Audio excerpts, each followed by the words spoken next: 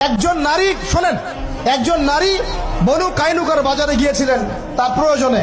ইহুদি তার শ্লীলতাহানি করেছে, তার সতর খুলে দিয়েছিল একজন ইহুদি। এটা দেখে একজন মুসলিম ভাই সেখানে থাকতে না পারে ওই ইহুদির গর্দান নামিয়ে দেয়। এই ইস্যুকে কেন্দ্র করে ইহুদিরা মিলে ওই ভাইকে শহীদ করে। তখন ওই বাজারে ওই ভাই ছাড়া আর কেউ ছিল না, একজনই ভাই ছিল। এরপরে এই মামলা আসলো নবীর দরবারে সাল্লাল্লাহু আলাইহি ওয়াসাল্লাম। এটা মদিনার ঘটনা।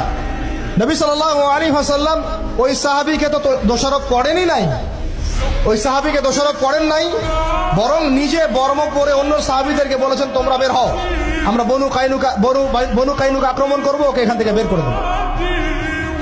একজন দিনী বোনের ইজ্জতের বদলা নেওয়ার জন্য পুরো বনু কাইনুকার ইহুদিদের সাথে যুদ্ধ হয়েছে। আর আমাদের বোনরা স্বেচ্ছায় ইজ্জত বিলি দিচ্ছ।